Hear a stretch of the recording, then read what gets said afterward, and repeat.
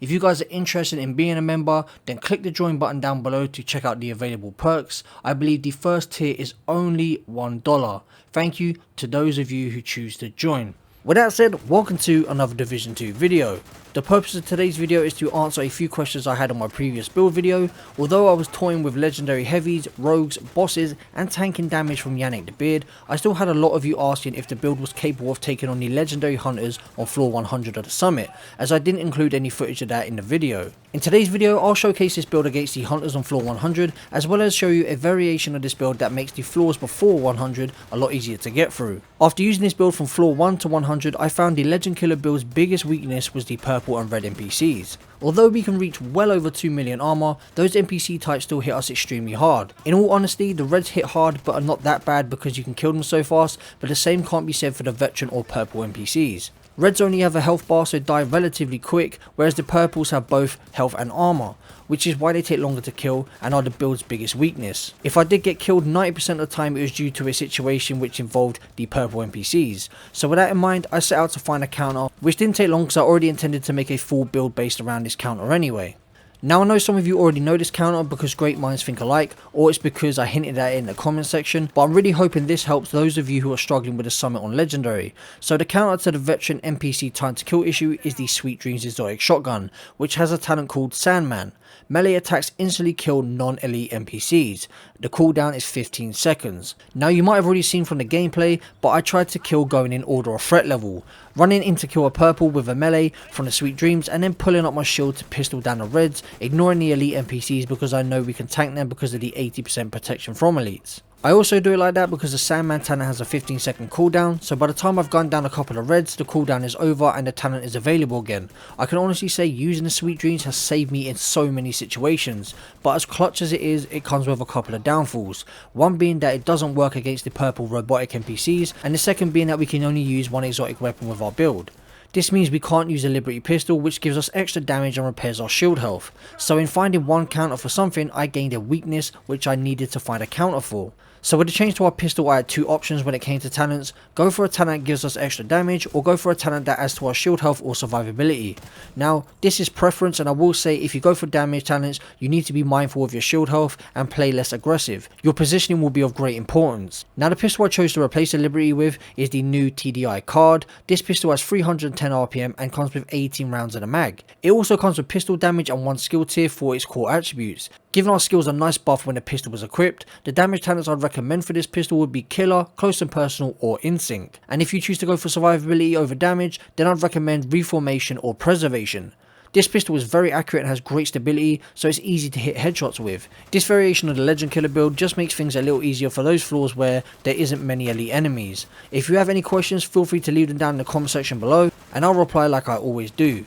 I wouldn't recommend using this variation for the hunters on floor 100, for that I'd refer you to my original build. I've also had a few of you ask how I deal with the floors that have the EMP jammers, and I deal with this in a few ways. One, you can sit far back and draw the enemies to you, that way you can clear some of the adds out, making it easier to get to the areas and hold them down.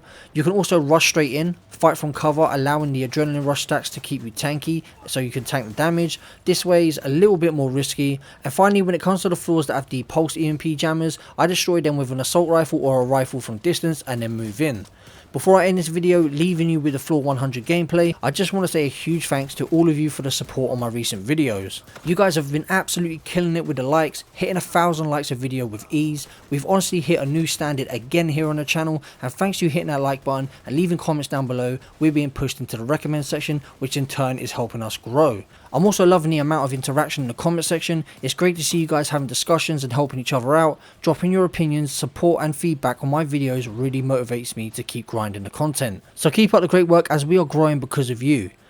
With that said, we're going to get into a quick breakdown of the two variations of the build that I'm using. This is basically the original build, and all I switched out is the Sweet Dream shotgun and the card pistol. I'm using Reformation, Headshots Grant plus 30% skill repair for 15 seconds. This is going to repair our shield because we're missing out on a talent from the Liberty, which as you can see here, Liberty or Death, hits grant plus 2% weapon damage, stacks up to 30 times. Headshots consume all stacks, repairing your shield for 3% per stack. So because we haven't got that, we've decided to go for Reformation. I'm not sure how I feel about that yet. I have used the damage talent. I was using Killer. That's a pretty nice talent to use as well. Again guys, like I said earlier, it's preference. So looking at the second version I've been running, which is right here, I switched out my chest piece just to give the shotgun a little bit more damage, and what I found is the shotgun is pretty damn good for killing the elites. So you don't have to use the pistol. If you're struggling with a pistol or you find it takes too long to kill the elites with, just run with the shotgun. And then if you really need to, if you get in a sticky situation, then pull up your shield. So what I'm going to do real quick is I'm just going to run through these pieces so you see what's on each piece. There's the mask. Chest piece, we're still running Intimidate, as you can see there. We don't have crit damage. We need crit damage where that hazard protection is. So again, you can see these builds are still not mid-max. I haven't changed my improvised pieces whatsoever because it's so difficult to craft them and get god roll pieces. I have gone through all my materials again, but I'm just going to stick with what I got for now. So for the holster, that's what it is. Knee pads, my knee pads are pretty decent. The gloves, and then finally the backpack. And we've got headshot damage, but we want that to be crit damage. We're still using Adrenaline Rush. So looking at the original build again, this one here, don't worry about what I've labeled them there, these are very old and I haven't changed them. So as you can see, this is the original build. You take out the pistol, switch it for the card, and then switch out your assault rifle for the Sweet Dreams. The reason I say the assault rifle is because the rifle is better for killing the EMP jammers at range, and it's also good for those times where you're forced to sit back. And that is pretty much it guys. Again, the build is exactly the same, as you can see, the same pieces. If you want to go over those in detail, feel free to pause the video. The stats are a little bit better, as you can see here. The crit chance is around the same on the pistol. So we have 58.6 crit chance. I think we have one more crit chance than we did before. We have 87.4% critical hit damage, and I believe we was at 75% in the original build. So I've managed to make it a little bit better. Anyway, that's pretty much it guys. Don't forget to hit that like button, subscribe for lots more Division 2 content. I'm going to leave you guys with the gameplay, me slapping hunters around, and I'll catch you guys in the next video. Peace out, Mod Squad.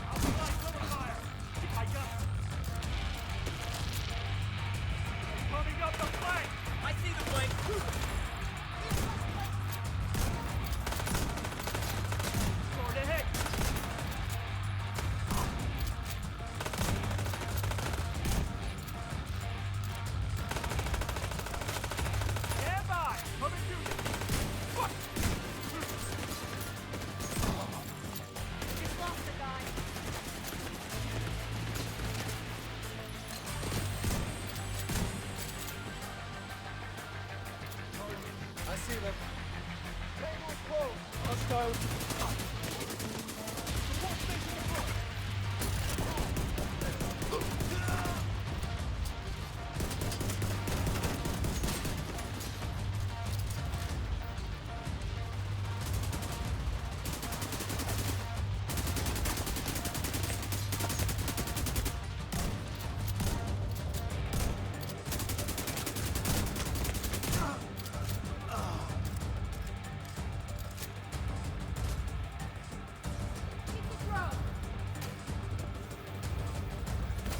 Agent in my sights.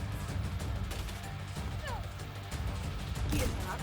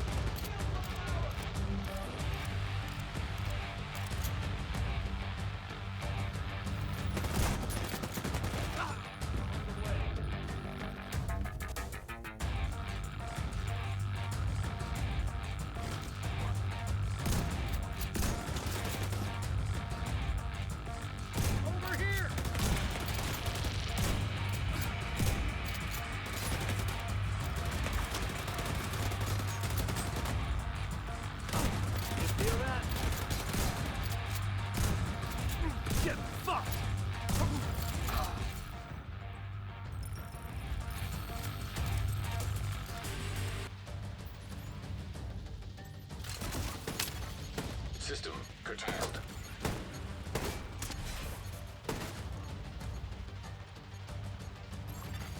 System reactivated.